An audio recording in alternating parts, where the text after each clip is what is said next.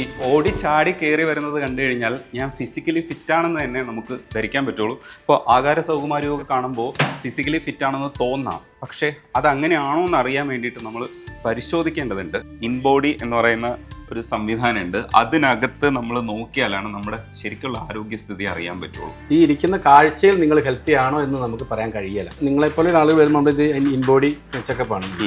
അപ്പോൾ ഇതൊരു 6 ലക്ഷം രൂപയുടെ മെഷീനാണിത്. ആ മെഷീനിൽ നമ്മൾ കംപ്ലീറ്റ് നിങ്ങളുടെ ഇപ്പോൾ നിലവിലുള്ള ഫാറ്റും നിങ്ങൾക്ക് എന്താണ് കണ്ടില്ലേ എല്ലാ ഡീറ്റെയിൽസും ഇതിനകത്തുണ്ട്. അത് നോക്കിയതിന് ശേഷമാണ് നിങ്ങൾക്ക് എന്ത് വേണം, എങ്ങനെയാണ് നിങ്ങൾ ചെയ്യേണ്ടത് എന്നുള്ളത് നമുക്ക് ഡയറ്റീഷ്യൻ നോക്കിയിട്ടാണ് നിങ്ങൾക്ക് പറയാം. എൻ്റെ ഇൻ്റർവ്യൂസ് ഇഷ്ടപ്പെടുന്ന ഒരു സാബു ചേട്ടൻ എന്നെ വിളിച്ചിട്ട് ഇൻ്റർവ്യൂസിനെ കുറിച്ചൊക്കെ സംസാരിക്കുന്നതിനിടയ്ക്ക് പുള്ളിയൊരു കഥ പറഞ്ഞു. 25 ഫിറ്റ്നസ് സെൻറ്റേഴ്സ് ഗൾഫിലുണ്ടായിരുന്നതും അത് പിന്നീടൊരു ചതിയിൽപ്പെട്ട് നഷ്ടപ്പെടുന്നതും ഇവിടെ വന്നതിന് ശേഷം കുറച്ച് ദിവസം ജയിലിൽ കഴിയേണ്ടി വന്നതിനൊക്കെ പറ്റിയിട്ടാണ് കഥ പറഞ്ഞത്. ഞാൻ 26 ദിവസം കണ്ണൂർ ജയിലിൽ കിടന്ന ഒരാളാണ്. ജയിലിൽ കിടക്കാൻ്റെ സാഹചര്യമാണ് എൻ്റെ മക്കളെ നിയമം പഠിപ്പിക്കാനുള്ള ഒരു സാഹചര്യം ഉണ്ടായത്. കൂട്ടത്തിൽ ആ കഥയിൽ പാലരുവട്ടത്ത് ലൈഫ് ചേഞ്ച് എന്ന് പറഞ്ഞ ഒരു പുതിയ സ്ഥാപനം തുടങ്ങിയിട്ടുണ്ടെന്നും അവിടേക്ക് വരണമെന്ന് പറഞ്ഞിട്ട് ഞാൻ ഇവിടെ വന്ന് സംസാരിക്കുന്ന സമയത്ത്, അതായത് ഇപ്പോൾ ഞാൻ ആ ലൈഫ് ചേഞ്ചിലാണ് നിൽക്കുന്നത്, ഇവിടെ വന്ന് സംസാരിക്കുന്ന സമയത്ത് ആ കഥയുടെ ഡീറ്റെയിൽസും ഒപ്പം ലൈഫ് ചേഞ്ച് എന്ന് പറയുന്ന സ്ഥാപനത്തെ കുറിച്ചിട്ടും പറയുന്നുണ്ടായിരുന്നു. ഇതൊരു സർവീസാണ്, സർവീസ് ഓറിയൻറ്റഡ് ആണ്. അത് സർവീസായിട്ട് തന്നെ കൊടുക്കാൻ കഴിയണം. ഇതെങ്ങനെയാണ് അപ്പോൾ സർവീസ് ആവുക? ഇത് നിങ്ങൾ അത് ഇവിടെ ലൈഫ് ചേഞ്ചിൽ വന്നാൽ എനിക്കത് എന്താണെന്ന് കൺവിൻസ് ചെയ്യാൻ പറ്റുള്ളൂ, നിങ്ങൾക്ക് കാണിച്ചു തരാൻ പറ്റുള്ളൂ. ഞാൻ വരാൻ തയ്യാറാണ്. അപ്പം നിങ്ങളെ എടുത്തു ഇവിടെ നമ്മൾ ജോയിൻ ചെയ്ത് കഴിഞ്ഞാൽ നിങ്ങൾക്കൊരു 15 ദിവസത്തിനുള്ളിൽ നിങ്ങൾക്ക് ആ ചേഞ്ച് നിങ്ങൾക്ക് കാണിച്ചു തരുന്നു എന്നുള്ളതാണ്. നിങ്ങൾക്കൊരു 3 മാസത്തെ 6 മാസത്തെ 1 ഇയർ ഒരു കോഴ്സാണിത്, ഒരു പ്രോഗ്രാമാണിത്. നിങ്ങൾക്കൊരു ഗോൾ ഉണ്ടാവും, എനിക്ക് വിവാഹമുണ്ട്, വിദേശത്തേക്ക് യാത്ര ചെയ്യാനുണ്ട്, എനിക്ക് ഇത്ര കിലോ വെയിറ്റ് കുറയണം, ഇല്ലെങ്കിൽ ഇത്ര കിലോ വെയിറ്റ് കൂടണം എന്ന് പറഞ്ഞാൽ നമ്മൾ കൃത്യമായിട്ട് റിസൾട്ടായിട്ട് നമ്മൾ കാണിച്ചു കൊടുക്കും. 15 ദിവസം കൊണ്ട് നമ്മൾ 3 കിലോ വരെ വെയിറ്റ് ലോസ് ചെയ്ത് കൊടുക്കുന്നുള്ളതാണ്. 10 ദിവസം കൊണ്ട് കുറയ്ക്കാം. ആരോഗ്യപരമായിട്ടുള്ളൊരു കുറയ്ക്കലുണ്ട്. ശരീരത്തിൽ നിന്നും വെയിറ്റ് പെട്ടെന്ന് ഡയറ്റ് ഫോളോ ചെയ്തിട്ടൊന്നും കുറയ്ക്കാൻ പാടില്ല. ന്യൂട്രീഷനും ഡയറ്റീഷ്യനും ഡോക്ടേഴ്സൊക്കെ ഉണ്ട്. അവരൊന്ന് കൺസൾട്ടിങ് കഴിഞ്ഞതിന് ശേഷമാണ് അയാൾക്ക് എന്ത് പ്രോഗ്രാം വേണമെന്നുള്ള നമ്മൾ തീരുമാനിക്കുന്നത്. നമ്മളിപ്പോൾ ചെയ്യാൻ പോകുന്നത് ബാക്കിൻ്റെ വർക്കൗട്ടാണ്, അതായത് ലാറ്റ്സിൻ്റെ. First shoulder down and lat muscles എല്ലാം എൻഗേജ് ആയതിനു ശേഷം പുൾ ഇറ്റ് ഡൗൺ. ലൈഫ് സ്റ്റൈലിൽ വന്നിട്ട് സത്യത്തിൽ ഒരു ജിമ്മിൻ്റെ ഒരു എന്താ പറയുക ആശാനെ കാണുന്ന പോലെ അല്ലെങ്കിൽ ജിം ഓണറെ കണ്ട് സംസാരിക്കുന്ന പോലെ ആയിരുന്നില്ല ഫസ്റ്റ് മീറ്റിങ്ങിൽ തന്നെ. ഞാൻ തൊട്ടാക്കരയും. ഞാൻ ഏതോ കൗൺസിലിങ്ങിന് വന്ന പോലെ ഞാനിവിടെ അങ്ങനെ ഒരു കുട്ടൻസ് കൂടെ ഉണ്ട്.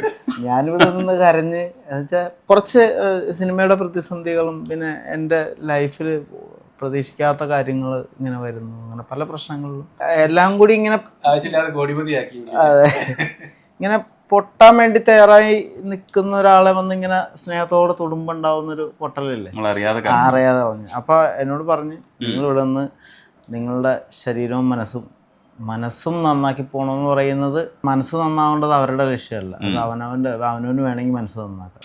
അങ്ങനെ ഒന്ന് മോട്ടിവേറ്റായി അങ്ങനെ വർക്കൗട്ട് തുടങ്ങി. 2 പേരെ നിർത്തി, 2 ചെറുപ്പക്കാർ പിള്ളേരെ വിളിച്ചിട്ട് അവരെ കൊണ്ടുവന്ന് രഘുവും രാഹുലും അവരാണ് 40 ദിവസത്തെ ടാർഗറ്റ് അവർക്ക് കൊടുത്തു. 40 ദിവസം കൊണ്ട് എനിക്ക് ഇദ്ദേഹത്തെ ഒരു കായിക താരത്തിൻ്റെ ശരീരഭാഷ ഉണ്ടാക്കി തരണം എന്ന് പറഞ്ഞു. അവര് ശരി എന്നൊക്കെ പറഞ്ഞു.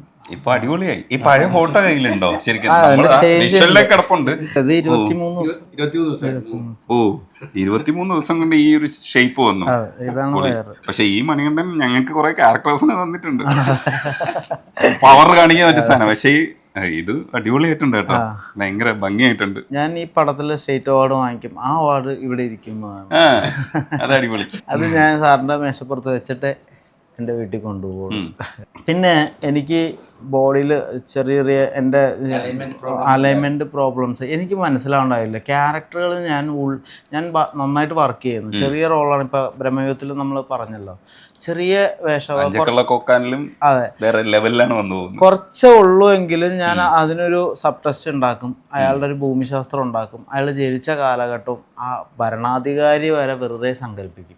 കാരണം ഭരണാധികാരി ആരാണോ അതിനനുസരിച്ച് ആ സ്വഭാവത്തിലൊക്കെ ഉണ്ടാവും എന്ന് പറയുന്ന, അങ്ങനെയൊക്കെ ഡീപ്പായിട്ട് ഇറങ്ങി കുറേ ആവശ്യത്തിനും അനാവശ്യത്തിനും ഒക്കെ വർക്ക് ചെയ്താണ് ഒരു ക്യാരക്ടർ ചെയ്യുക. എങ്ങനെ ചെയ്താലും പോക്കിരി സിനിമയിലെ വടിവേലു മറ്റേ വേഷം മാറി ഇങ്ങനെ വരുമ്പോൾ ഏത് വേഷത്തിൽ വന്നാലും പിടിക്കണ്ടല്ലോ. അപ്പോൾ അയാൾ ചോദിക്കും, നിങ്ങൾ എങ്ങനെയാണ് എന്നെ പിടിക്കണത്? ഈ കൊണ്ടെടുത്ത് മാറ്റടാ എന്ന് പറഞ്ഞ പോലെ ഞാൻ എങ്ങനെ വന്നാലും എൻ്റെ ബോഡി ഒരേപോലെ നടക്കും. ആ ബാലൻചേട്ടൻ ബാലൻചേട്ടൻ ആപ്റ്റായിരുന്നു ആ ബോഡി. അത് കഴിഞ്ഞ് പിന്നെ ഏതിൽ വന്നാലും നടപ്പ് അങ്ങനെ തന്നെ, ശരീരഭാഷ മാറുന്നില്ല. ഞാൻ മാറ്റാൻ ശ്രമിക്കുന്ന സ്ട്രെയിൻ എനിക്ക് ആ സിനിമയിൽ കാണാനും പറ്റുന്നില്ല, എനിക്ക് പറ്റുന്നുണ്ട്. ഓഡിയൻസിന് ചിലപ്പോൾ സ്റ്റോറി ബേസിൽ കണ്ടുപോകുമ്പോൾ അറിയില്ലായിരിക്കും. ഞാൻ അങ്ങനെയല്ലോ കാണുന്നത്. ഞാൻ അതിനെ ഡീറ്റെയിൽ ആയിട്ട് നോക്കുമ്പോൾ എന്തോ മിസ്റ്റേക്ക് ഉണ്ട്. ഈ മിസ്റ്റേക്ക് ഇവിടെ വന്നപ്പോഴാണ് അറിഞ്ഞത്. എൻ്റെ തോൾ ഇങ്ങനെ ഇരുന്നിരുന്നു. ബോഡി അലൈൻമെന്റ് പ്രോഗ്രാം എന്നൊരു പരിപാടി ഉണ്ട്. അതാണ് നമ്മുടെ യോഗ മാഷ് പിന്നെ ചെയ്യുന്നത്. അത് എന്നെ ഭയങ്കരമായിട്ട് ഞെട്ടിച്ച ഒരു സംഭവം. ഇപ്പൊ എന്റെ ഇത് നേരെയാ നിൽക്കുന്നത്.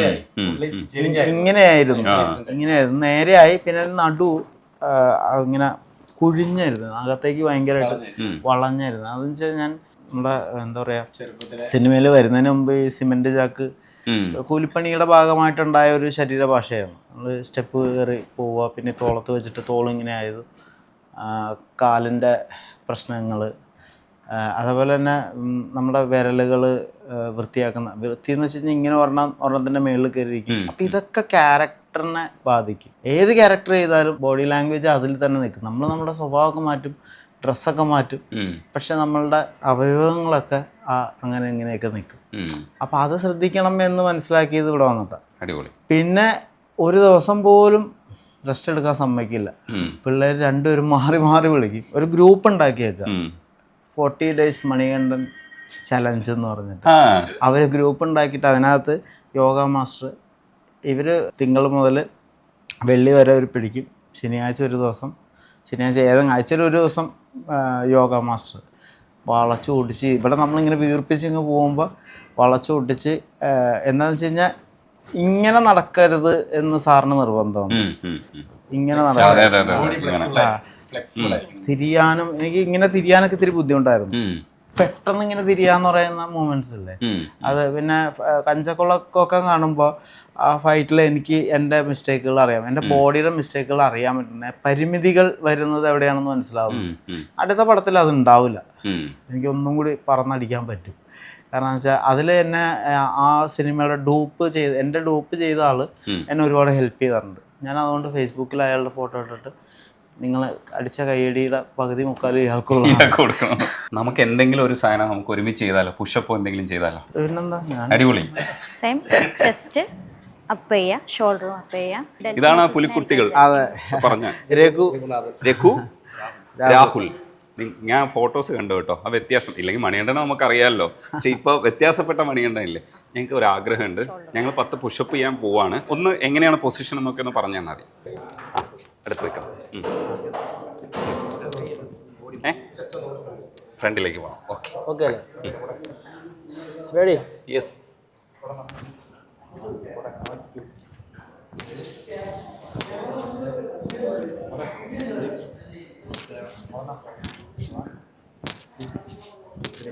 ഈ പണ്ട് അത്ലറ്റിക്സ് ചെയ്തതാണ്, ഇപ്പൊ ഇതൊന്നും ചെയ്യുന്നില്ല.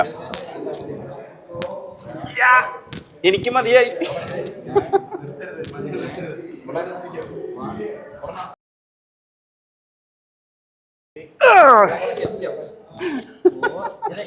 ഞാൻ ഔട്ടായി.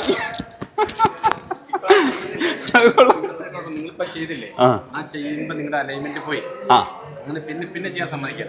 ബാക്കിയുള്ള നിങ്ങൾ പിന്നെ ചെയ്യും. പുള്ളി അവിടെ നിർത്തിയില്ല പരിപാടി. പിന്നത്തെ ആ ഒരു ഒറ്റ മാത്രമേ ഉള്ളൂ. അങ്ങനെയാണ്.